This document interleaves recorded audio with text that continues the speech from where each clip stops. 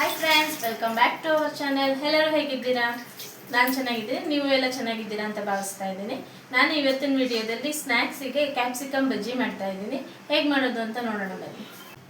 ನಾನಿಲ್ಲೊಂದು ಬೌಲಿಗೆ 1.5 ಕಪ್ಪಷ್ಟು ಕಡಲೆ ಹಿಟ್ಟು,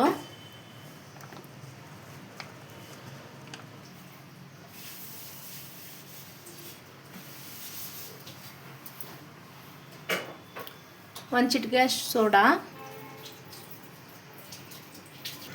ರುಚಿಗೆ ತಕ್ಕಷ್ಟು ಉಪ್ಪು, 1/4 ಟೇಬಲ್ ಸ್ಪೂನಷ್ಟು ಅಚ್ಕಾರದ ಪುಡಿ. ಈ ಅಚ್ಕಾರದ ಪುಡಿ ಮನೆಯಲ್ಲೇ ಮಾಡಿರೋ ಅಂಥದ್ದು, ಹಾಗಾಗಿ ತುಂಬ ಖಾರ ಇದೆ, ಅದಕ್ಕೆ ನಾನು 1/4 ಸ್ಪೂನಷ್ಟು ತೊಗೊಂಡಿದ್ದೀನಿ. ನಿಮ್ಮದು ಖಾರ ಇಲ್ಲ ಅಂದರೆ ನಿಮಗೆ ರುಚಿಗೆ ಬೇಕಷ್ಟು ಹಾಕ್ಕೊಳ್ಳಿ. ಫಸ್ಟ್ ಎಲ್ಲನೂ ಡ್ರೈ ಮಿಕ್ಸ್ ಮಾಡ್ಕೊಳ್ಳೋಣ. ಸ್ವಲ್ಪ ಸ್ವಲ್ಪ ನೀರು ಹಾಕ್ಕೊಂಡು ಕಲಿಸ್ಕೊಳ್ಳೋಣ.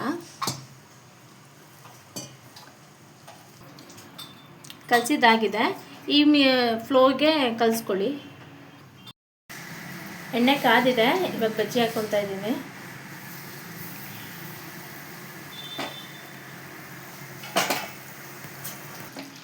ಲೋ ಫ್ಲೇಮಲ್ಲಿ ಎರಡೂ ಸೈಡು ಚೆನ್ನಾಗಿ ಬೇಯಿಸ್ಕೊಳ್ಳೋಣ.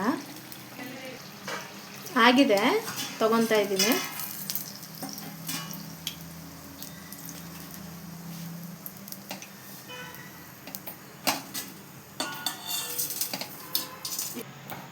ಚಳಿಗಾಲದಲ್ಲಿ ಈವ್ನಿಂಗ್ ಟೈಮ್ ಮಾಡಿಕೊಡಿ, ಮಕ್ಕಳು ಇಷ್ಟಪಡ್ತಾರೆ ಬಿಸಿ ಬಿಸಿಯಾಗಿ.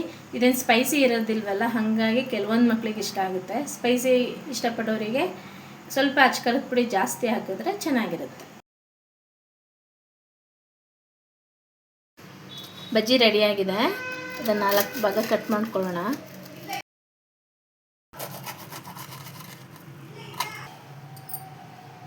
ಸ್ವಲ್ಪ ಉಪ್ಪು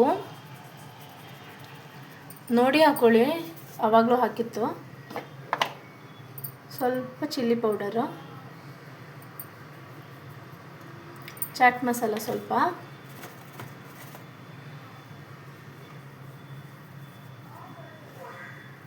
ತುರಿದಿಟ್ಕೊಂಡಿರುವಂಥ ಕ್ಯಾರೆಟ್, ಈರುಳ್ಳಿ ಮತ್ತು ಕೊತ್ತಂಬರಿ ಸೊಪ್ಪು ಎಲ್ಲನೂ ಮಿಕ್ಸ್ ಮಾಡಿ ಹಾಕೊತಾ ಇದ್ದೀನಿ.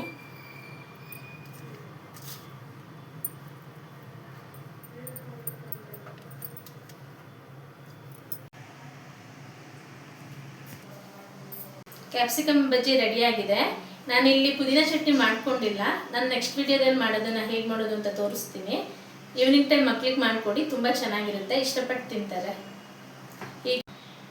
ಹೀಗೆ ನನ್ನ ವಿಡಿಯೋ ನೋಡ್ತಾ ಸಪೋರ್ಟ್ ಮಾಡ್ತಾ ಇರಿ.